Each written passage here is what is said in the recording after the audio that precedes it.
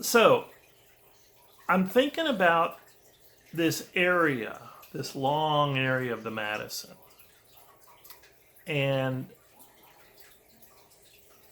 this strange narrative I've been working on a long time where there was a place where you you actually get to a point and then you have to double back.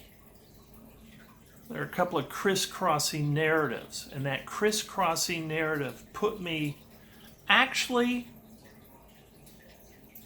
not in this particular spot, but close to it. It kind of is a little bit of a puzzle how to. It's got stuff in it I can't talk about it. I'm not trying to misdirect anyone. It's just that I can't really. I'm not going to talk about it, but I'll just say this place was in the periphery of the area. Let's say this place I found. I know some of you sitting there going, Eric, what the hell are you talking about? What is this blaze? What is this thing? I'll tell you what it is, folks. What has Fenn said over and over and over about the special place and the blaze? Well, specifically the blaze. He has said it's an object. It's a physical object.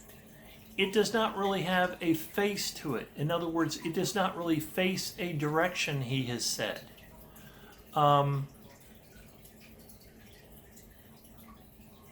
He's talked about geology. He talks many, many times, he has talked about thinking in terms of big time passing.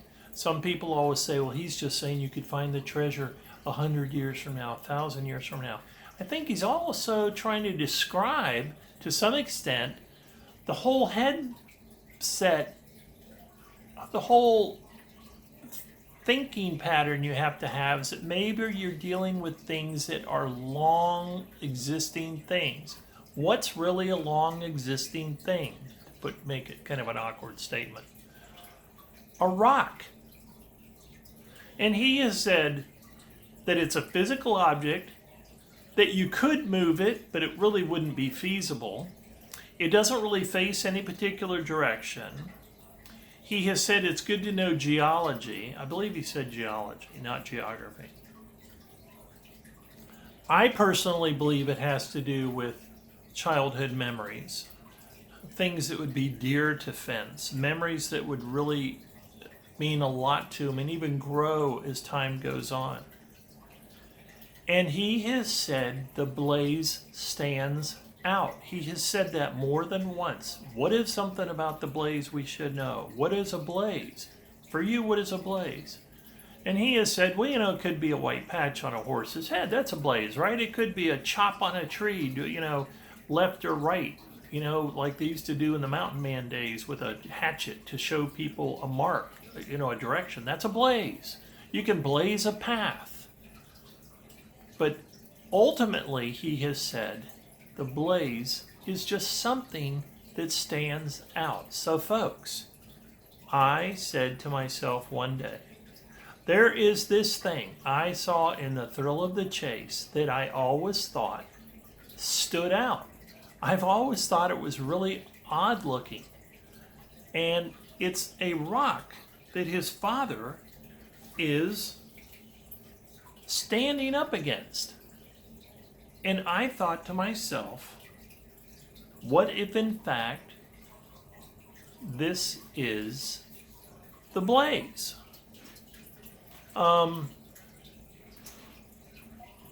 It's from an area that he and his entire family, but especially his father and him, I assume, fished. Certainly it's an area that his father fished, since he's got a picture of him with 1, 2, 3, 4. It doesn't matter how many. And it's the famous, well, it's not famous. It's a 9-mile hole. Some of you are probably going, 9, number 9, 9 clues, 9 this, 9 that. 9-mile hole. I saw that rock and I said, the destination for me on this trip is to find that rock. That's it. That's why I went out there. That's why I kept saying, not trying to misdirect anyone, that's why I kept saying, I am going out there for the first time actually looking for something. And then when I get there, I'll determine how commonsensical it is as to whether it's the blaze or the blaze is in the area. So I went out there with that in mind. And the following is going to be video from me being out there. Now what you're going to see is me on a very blustery day. Temperatures were in the middle to upper 40s. Water temperature was in the, I think on, you can, there are web pages they have for the river heights and everything. Water was very high. We're talking about spring runoff. It was not a smart time to be there for what I was doing, but as I explained before, I wanted to be there before the summer crowds, and I wanted to be there after the summer crowds. And I have a whole theory about something else before this is over, and I got to make sure I don't forget it. But you're going to see me find next to this rock. It took me a while to find it. It took me a couple of days to find it. When I finally found it, it proved incredibly accessible. And so, without any further ado, let's take a look at me finding what I considered to be, for this trip, potentially the blaze. And if you look at the rock, and if you look at the rock, you see underneath it, right? I mean, I was like, the treasure chest is under the blaze. Look quickly down. Your quest has ceased. It was under the blaze. I looked. You'll see. Take a look. Hi folks, this is Eric Johnson here. I'm out here in Yellowstone Park in 9 Mile Hole on the Madison River on a very blustery day. Oh my God. It's about 51 degrees, but when the wind blows, it's probably around 46 degrees. It's cold, and normally I wouldn't care that much if it's cold, except that I'm going to go in a minute. I'm going to be in the Madison River that you see right behind me. I'm going to be in that water, and that water, according to the internet's in the middle to low 40s, or I think the middle 40s. The point I'm trying to make is that I'm about to have a real cold experience. Now, I knew this was going to happen. Oh, see this, the minute sun comes out, then it becomes really nice out. You're probably saying, Eric, why are you there, this particular point of the Madison River? It's because, folks, I believe I have found the blaze. For those of you familiar with the Forrest Fenn treasure hunt, a lot of people are not. I have found in my travels doing this for the last year and a half, I think my anniversary will be in August. Interestingly enough, the very month that I plan to have my last trip here, if this one doesn't work out, quite frankly, if this one doesn't work out, I think I'm done, because I think I found the blaze. Oh God, when the sun comes out, this almost seems not as insane as I think it is, but folks, one of the phrases Fenn keeps repeating over and over and over is full page ads. He's still talking about the full page ad, how he started his career with a full page ad. Full page ad when he opened his gallery. He didn't get any business till he did a full page ad. Well, he's still talking about it. And I had someone contact me and she said, you know, Eric, I hope he's not getting senile because he's still talking about the full page ad. Then I went and listened to the audio track of these interview that he did, and sure enough, he's still talking about the full page ad. I don't think Forrest Fenn is in any way senile. I think he's repeating that because what he's referring to, in a very subtle way, is the double page in his book, The Triple, in Thrill of the Chase. I think he's talking about the double page picture spread, one of which has a picture of him propped up against a rock at the 9 Mile Hole on the Madison River.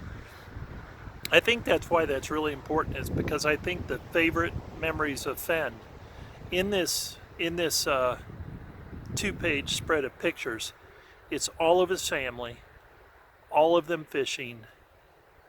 It looks like all of them fishing together, or it gives you that impression, on the Madison River. I would venture to say that probably was the very special part of Fenn's life. As he looks back on his life at 80 years of age, I'm sure he did what a lot of us do that are getting older. You start looking back on the really early years and how they mattered or didn't matter, or how much your parents mattered and you wish you'd been nicer to them, or whatever it is. You know what I mean? Every member of his family is in that spread. And the blaze, I believe, is in that spread. The blaze is, in fact, a rock on the side of the river. I came out here and I looked and I looked and I looked for it. You know, Fenn said one time, he said, the blaze is something that stands out. The blaze is something, I don't know if he used the word unusual, but that's what he kept saying. And folks, the first time I ever saw this picture, without connecting it all with the blaze, I thought that's a weird looking rock. If you look at that 2-page picture portfolio in his book, I hope I'm using that word portfolio correctly, it's a weird looking rock. It looks like a mushroom. The under part of it has been completely eroded away. Fenn has said things like geology would help you on this search. He keeps referring to time, how time, hundreds of years, thousands of years. Now, the photo in that book, I'm guessing, was probably made about 40 or 45, 1940 or 45. Sepia, you know, non-color photo of his father propped up against this rock. I have a suspicion it's the blaze. I think Fenn knew something about this rock. I'm going to find out in a minute. I think he realized this rock, if you look at the undercarriage of it, it would be very easy to put something under it. The only problem I have with this theory is that Fenn has said, I believe, it's not, he didn't put it underwater. But if you look at the photo of that rock in the picture, and I'm going to show you the photo of that rock now, not the photo, I'm sorry, video, you're going to see the water is very high now. Fenn could have very well put that treasure chest in underneath this rock when it was dry, or at least, for all I know, when I reach under here, I'm going to find that there's some sort of a hollow place in this rock where he was able to fit the treasure chest. Keeping in mind the treasure chest is just 10 by 10 by 5 inches. So, without further ado, I'm going to show you the rock and keep talking. I think if you go get a picture of the, go look at the Thrill of the Chase and look at the pictures, the full page ad, as it were, the 2-page panel, you're going to see the picture of this odd-looking rock. I think, folks, as he said, as I've gone alone in there and with my treasure bold, I can keep my secret where, in hint of riches new and old. I said a long time ago, I think when he said, I can keep my riches where, in hint, he meant